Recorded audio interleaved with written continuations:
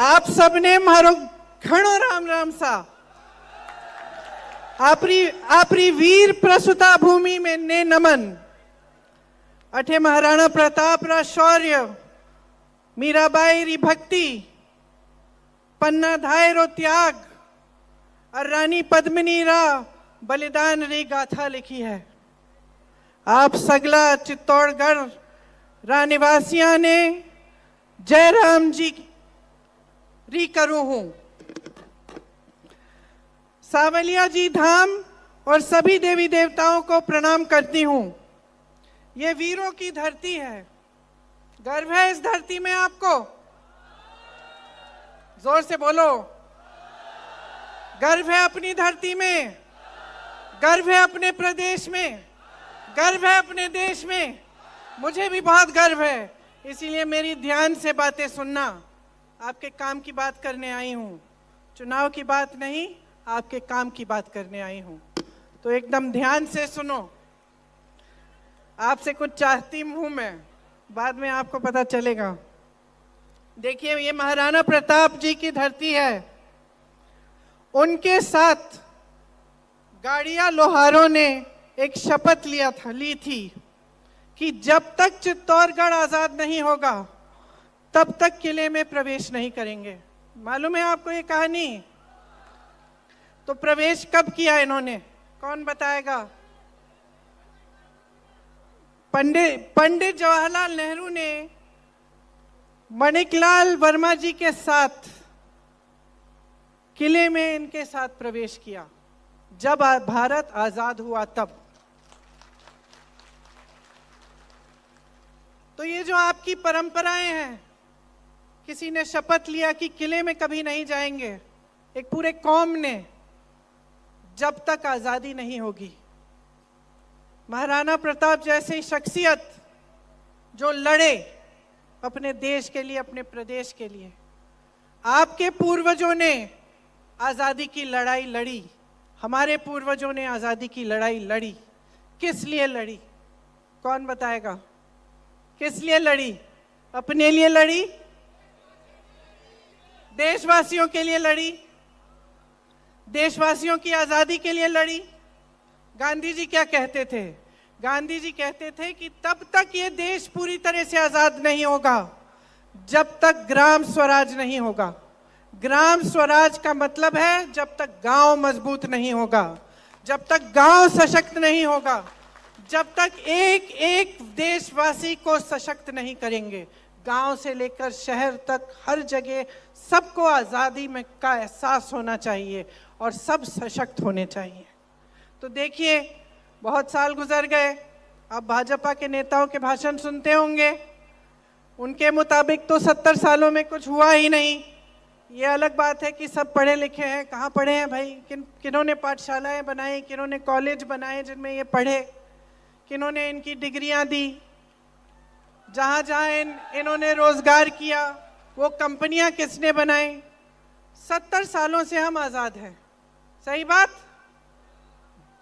70 सालों से हम आजाद हैं और इन 70 सालों में हमारी राजनीति आस्ते आस्ते बदलती जा रही है। आप सबको मालूम है कि आज जो देश में परिस्थितियां हैं, जो देश में राजनीति स्थापित हुई है, वो किस तरह की राजनीति है? आप ही कह रहे हैं, धर्म पे आधारित राजनीति कर रही है भाजपा। तो ये धर्म के आधारित राजनीति होती क्या है? क्योंकि देखो, धार्मिक तो हम सब हैं, आप हो, मैं हूं, सब है ना, मेरी बहनें, आप सब धार्मिक हैं, सब पूजा करती हैं। और आप सब नहीं तो जितने भी धर्म हैं हमारे देश में, उनके जितने भी मानने वाले लोग हैं वो सब धार्मिक हैं। हम हिंदुस्तानी हैं, हम सब धार्मिक हैं, चाहे हिंदू हो, मुसलमान हो, जैन हो, बौद्ध हो, दिल में धर्म है और सबकी आस्था है और सब उस आस्था को दिल में मानते हैं और अपने बच्चों को सिखाते हैं। कोई ऐसा धर्म है जो आपको सिखाता है कि एक दूसरों को मार काटो? कोई धर्म नहीं है ना, कोई ऐसा धर्म नहीं है। चाहे कोई भी धर्म हो, वो आपको सिर्फ अच्छी बातें सिखाएगा।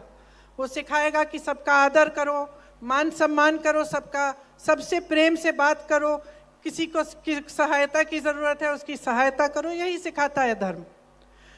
तो ये धर्म पे आधारित राजनीति क्या है, कैसे उभरी और आज कैसे पूरे देश में चल रही है, इसके बारे में सोचने की बहुत आपको ज़रूरत है। बहुत महत्वपूर्ण बात है ये, क्योंकि देखिए मेरी समझ में ये ऐसी राजनीति है जो आपका ध्यान भटकाना चाहती है। क्यों? क्योंकि सब जानते हैं कि आप सब धार्मिक हैं, सब जानते हैं कि जब धर्म की बात करेंगे तो आपके जज्बात उभरेंगे। सब जानते हैं, बहनें, आपके घर कोई आए बड़ी धार्मिक बात करे और फिर बोले कि मुझे वोट दे दो, तो आपको बुरा लगेगा ना कि भाई धार्मिक इंसान है, अच्छी अच्छी बातें करके आया गया है, उसको तो वोट देना चाहिए, आपको ऐसा लगता है ना। लेकिन सोचो वो इंसान आपके पास धर्म की बात चुनाव के समय क्यों कर रहा है? आपके पास आकर आपसे कुछ चाहता है।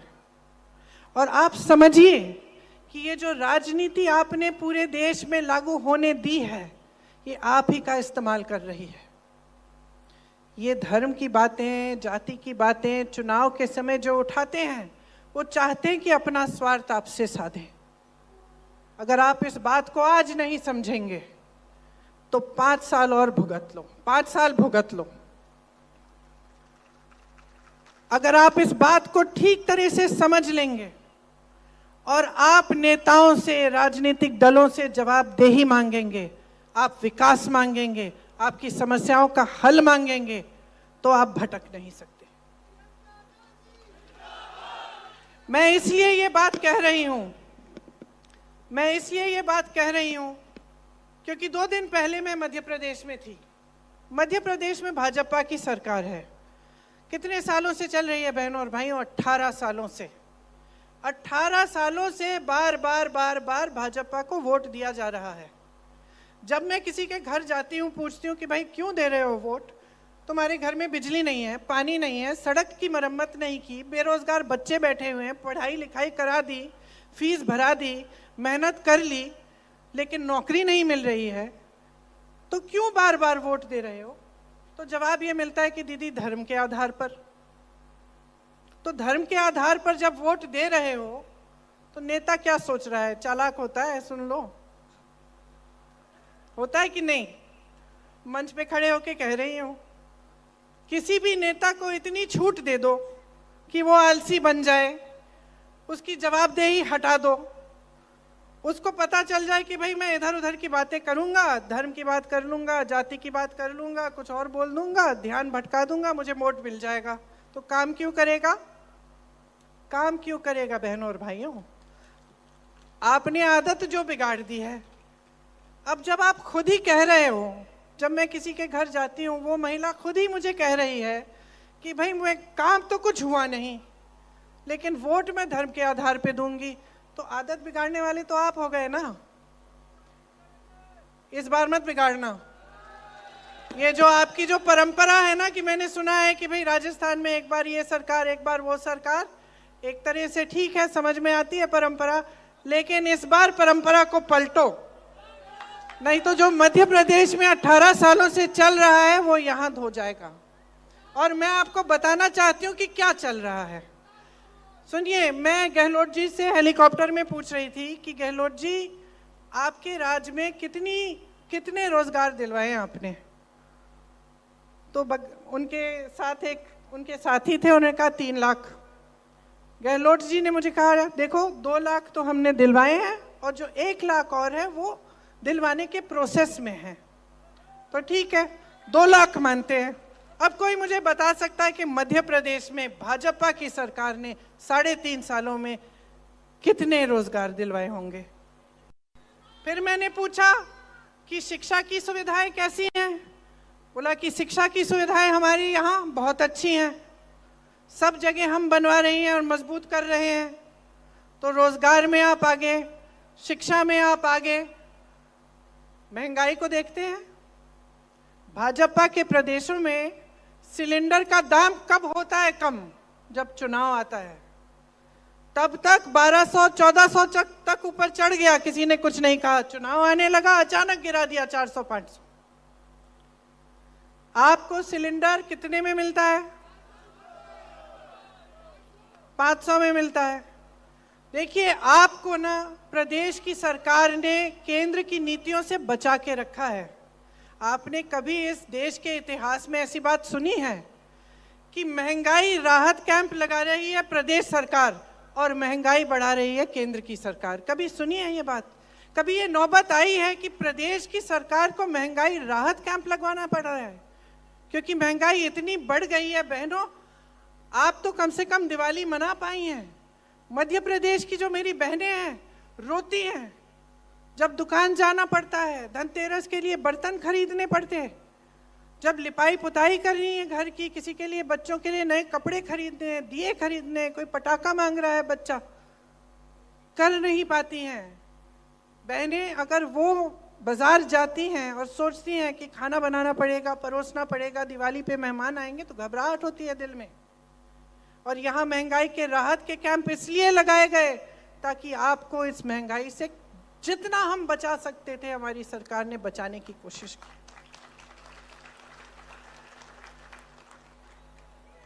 आपको स्वास्थ्य बीमा मिलता है, ठीक है। पिछली बार मैं यहाँ आई थी तो मैं 2 जनों से मिली थी। एक का हार्ट का ऑपरेशन हुआ, उसने हाथ जोड़ के गहलोत जी को धन्यवाद दिया, बोला कि मुझको एक भी पैसा देना नहीं पड़ा। 25 लाख तक आपको आपका इलाज मुफ्त मिलता है। वहां मध्य प्रदेश में देखिए, जहां भाजपा की सरकार है, हर स्तर पर जो स्वास्थ्य सुविधाएं हैं उसमें हर स्तर पर खाली पद है। खाली पद है, ये नहीं है कि नौजवान नहीं है जो पढ़े लिखे हैं, उन पदों को भरा ही नहीं जा रहा है। तो जहां जहां ये लोग आपके लिए काम कर सकते थे उन्होंने किया नहीं। जहां इनके प्रदेश हैं वहां सबसे ज्यादा महंगाई, सबसे ज्यादा परेशानी, किसान भी परेशान है। वहां तो खाद की भी किल्लत है। खाद के लिए जब लाइन में खड़े होते हैं वहां पे तो किसान से बोला जाता है कि भाई पहले अपना कर्ज चुकाओ, बैंक में जाओ, कर्ज चुकाओ तभी खाद मिलेगा। नई चीज ये कि मोदी जी ने अपना स्टिकर चिपका दिया, उस पर अपनी फोटो उस पर चिपका दी, तो चुनाव आयोग ने बोला मध्य प्रदेश में अभी खाद का वितरण बंद करिए। बेचारा किसान रो रहा है, त्रस्त है, सीजन निकले जा रहा है, उसको खाद नहीं मिल रही है। क्योंकि इतने अक्लमंद है भाजपा के नेता कि चुनाव के समय खाद पर भी अपनी फोटो लगाना चाहते हैं। तो मैं सिर्फ आपसे एक सवाल करना चाहती हूं, आप किस तरह की राजनीति चाहते हैं अपने प्रदेश में? विकास की चाहते हैं? सीधी सी बात है। देखिए, अपना ध्यान केंद्रित करिए अर्जुन की तरह। जब अर्जुन को तीर मारनी थी, मछली की आंख से उनका ध्यान हटा नहीं।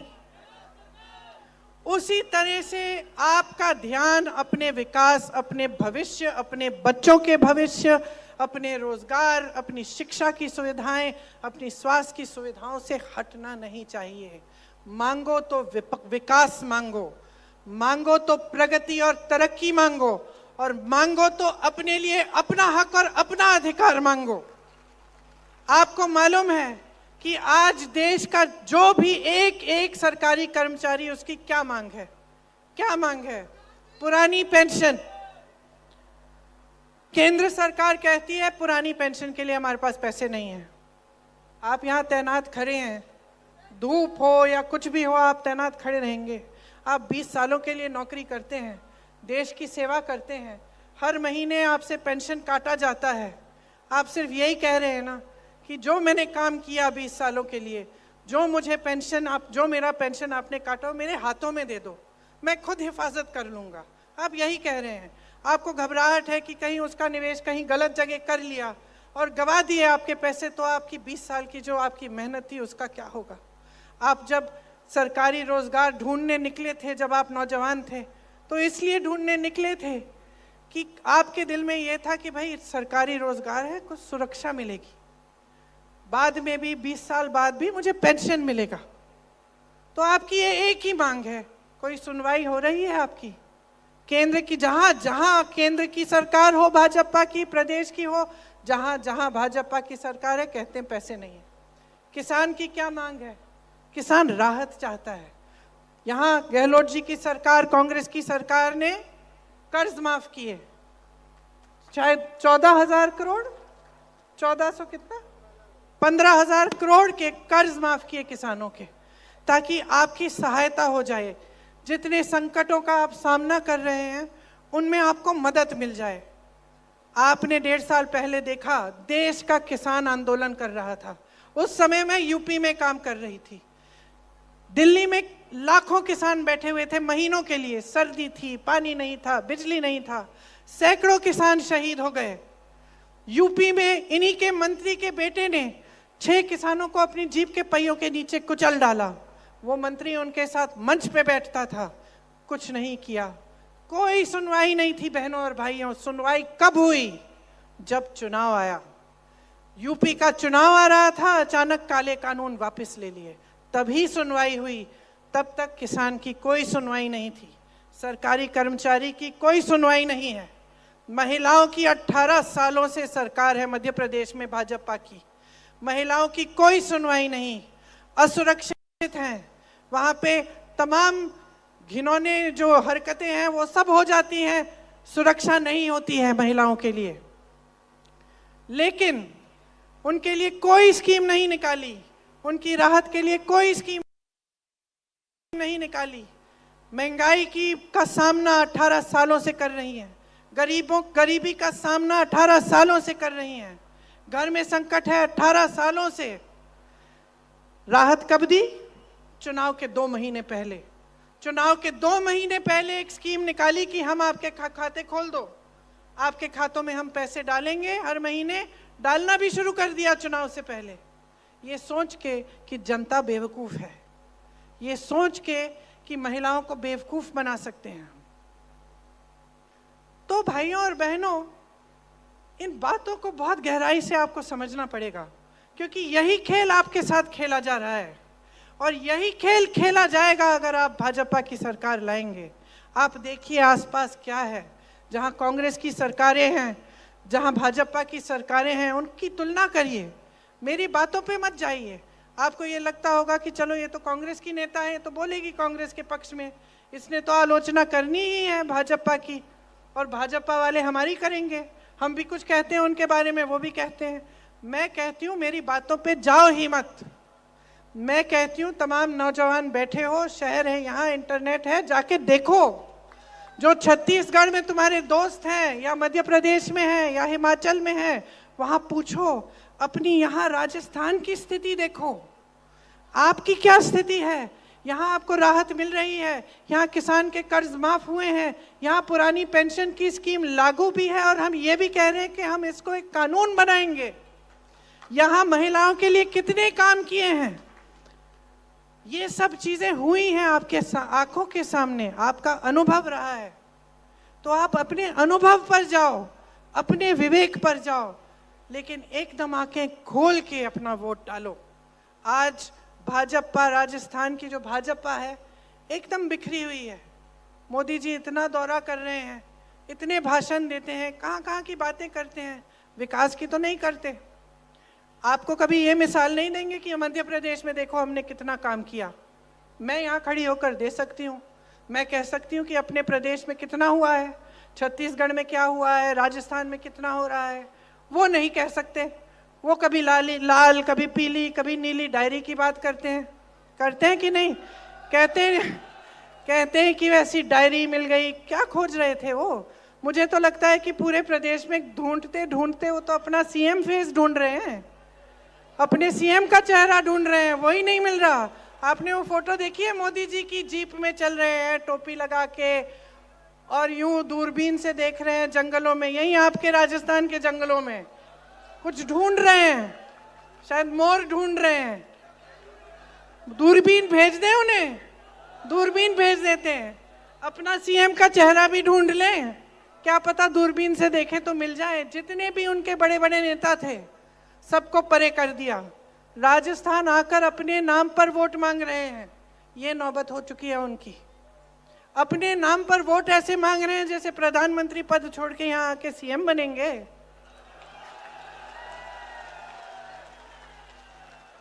तो आपके साथ छल हो रहा है। अब आप जागरूक बनेंगे, आप आंखें खोलेंगे तो आप इस छल को देख पाएंगे, समझ पाएंगे। अगर आप अपने जीवन का अनुभव देखेंगे, ये देखेंगे कि जो गहलोत जी की सरकार है उसने क्या क्या काम किया है आपके लिए। मैं नहीं कह रही हूं कि सब कुछ ठीक है, मैं नहीं कह रही हूं कि जितना विकास, सब विकास जो है एक निरंतर होता है, विकास कभी रुक नहीं सकता। हम आज 10 चीजें करेंगे, 10 और करनी पड़ेंगी, ये होता है विकास, चलते चले जाता है। तो मैं ये नहीं कह रही हूं कि भाई पूरी तरह से हो गया है, लेकिन मैं ये जरूर कह रही हूं कि कोई प्रयास नहीं छोड़ा। कि जब गहलोत जी कहते हैं कि आप जितना भी मांगो, आप मांगते मांगते थक जाओगे, मैं देते देते नहीं थकूंगा, तो मैं गहलोत जी को जानती हूं, वो अपने दिल से ये बात कहते हैं। मैं जानती हूं कि कितना काम करते हैं, रात भर काम करते हैं, 4-5 बजे तक सोते नहीं हैं, आपके लिए काम करते हैं। तो आपको कौन सी राजनीति चाहिए, आपको कैसी सरकार चाहिए, आप जब इसको चुनने जाएंगे तो आप देखिए, मैं जो कह रही थी आपसे मांगने आई हूं, मैं आपकी जागरूकता मांगने आई हूं, वोट नहीं मांगने आई हूं, मैं जागरूकता मांगने आई हूं। आपने शुरू में कहा कि इस धरती पर गर्व है, आपने शुरू में कहा इस देश पर, इस प्रदेश पर गर्व है, जोर से चिल्ला के बोले गर्व है ना तो इसकी हिफाजत करो, गर्व है तो अपने अधिकारों को समझो। जब नेता खड़े होकर कहता है कि मैंने दिया, उसको समझाओ तुमने कुछ नहीं दिया, जनता ने तुम्हें दिया है, उसको जवाबदेह बनाओ। ये धर्म की बातें, जाति की बातें बहुत अच्छी बातें हैं, लेकिन जब वोट की बात है तो अपने काम की बात सुनो और उससे काम की बात मांगो, उसको जवाबदेह बनाओ। और अगर वो आपके लिए काम नहीं करता और आपको लगता है कि इसने विश्वासघात किया है, तो बदल डालो। तो मैं इस आधार पर आपसे कह रही हूं कि जागरूक बन जाओ, क्योंकि मैं जानती हूं कि हम राजस्थान में हमारी सरकार ने खूब काम किया है और हम इस काम को रोकना नहीं चाहते। अब सही दिशा में चल रहा है प्रदेश। सही दिशा ये है कि आपकी संपत्ति आपकी जेब में जानी चाहिए। आज जो केंद्र की सरकार है आपकी संपत्ति छीन कर बड़े बड़े उद्योगपतियों को दे रही है, चाहे आपकी बड़ी बड़ी कंपनियां हो, चाहे बंदरगाह हो, चाहे हवाई अड्डे हो। आज किसान 27 रुपए कमाता है एक दिन में और अडानी जी 16,000 करोड़ रुपए कमाते हैं। मोदी जी कहते हैं कि आपके पेंशन के लिए पैसे नहीं है। 16,000 करोड़ रुपए के 2 हवाई जहाज सिर्फ मोदी जी के हैं, सरकार ने उनके लिए खरीदे हैं और उन्हीं में घूमते हैं। 20,000 करोड़ का उन्होंने सुंदरीकरण किया है संसद भवन का। 70 साल पुराना था, उनको पसंद नहीं आया, लेकिन 70 साल से तो अच्छा खासा चल रहा था। 20,000 करोड़ खर्चे, जिस समय उन्होंने कहा कि 20,000 करोड़ रुपए खर्चेंगे संसद भवन के सुंदरीकरण के लिए, मालूम है आपको क्या था? कोरोना था। लोग ऑक्सीजन के लिए तरस रहे थे, मर रहे थे सड़कों पे, और ये सोच रहे थे सुंदरीकरण के लिए पैसे देने के लिए। और एक बात और बता देती हूँ, उस समय उत्तर प्रदेश के किसानों का जो गन्ना का बकाया था 15,000 करोड़ रुपए था भाइयों, 15,000 करोड़ का बकाया, और सरकार कह रही थी तुम्हें नहीं दे सकते, और हजारों करोड़ रुपए माफ करते हैं अपने बड़े बड़े उद्योगपति मित्रों को। तो ये सरकार, छोटे जो उद्योगपति हैं, छोटे जो कारोबार चलाते हैं, ये दुकानदार हैं जो मेहनत करते हैं ईमानदारी से दिन रात, उन पे क्या, उनको क्या मिला? जीएसटी मिली, नोटबंदी मिली। आप लोग देशभक्त हो, सब देशभक्त हो, आप कतार में खड़े हो गए। उसके बाद कोरोना आया, आपको कोई राहत नहीं मिली। तो बड़े बड़े उद्योगपतियों को सहारा, सहायता, कर्ज माफ, देश के बंदरगाह, देश के हवाई अड्डे, और आपके बारे में कौन सोचेगा? तो आप सोच लीजिए, अपने पैरों पे खड़ा होना है, अपना भविष्य मजबूत बनाना है, अपने आप को सशक्त बनाना है, तो कांग्रेस की सरकार को जिताओ, 5 साल और दो। कुछ घोषणाएं हैं कि अगर सरकार वापस आएगी तो 1 करोड़ परिवारों को 500 रुपए में जो सिलेंडर मिलेगा, महिला मुखिया को 10,000 रुपए सालाना मिलेंगे, 2 रुपए प्रति किलो गोबर को खरीदा जाएगा ताकि आवारा की पशु की जो समस्या है ये कम हो जाए। सरकारी कॉलेज के पहले साल में विद्यार्थियों को लैपटॉप और टैबलेट मिलेगी, या लैपटॉप या टैबलेट। प्राकृतिक आपदा से पीड़ित परिवारों को 15 लाख तक की बीमा मिलेगी। हर छात्र को अंग्रेजी मीडियम की शिक्षा का गारंटी होगा और जो ओपीएस है, जो पुराना पेंशन है, उसको हम एक कानूनी गारंटी बनाएंगे। तो देखिए, भाजपा बिखरी हुई है, हम एकजुट होकर लड़ रहे हैं। हमारा एक एक नेता आपके लिए समर्पित है। सही तरह की राजनीति अपने प्रदेश में है, उसको कामयाब करो, उसको 5 साल और दो ताकि आपका प्रदेश आगे बढ़ता चले जाए और रुके नहीं। मैं जानती हूं कि अगर आप अपने विवेक के इस्तेमाल को करेंगे और आप समझदारी से सोच समझ के अपना वोट डालेंगे और वोट अपने ही पक्ष में डालना चाहेंगे तो आप कांग्रेस के हर उम्मीदवार को भारी बहुमत से जिताएंगे। आपको बहुत बहुत धन्यवाद देती हूँ। थोड़ा जल्दी बोली हूँ आज, क्योंकि मैं जानती हूँ आप बहुत समय से इंतजार कर रहे हैं। तो आप सबको बहुत बहुत शुभकामनाएं और बहुत बहुत धन्यवाद कि आपने मेरा इंतजार किया, ध्यान से मेरी बातों को सुना। एक बार मेरे साथ बोलो, जय हिंद, जय हिंद।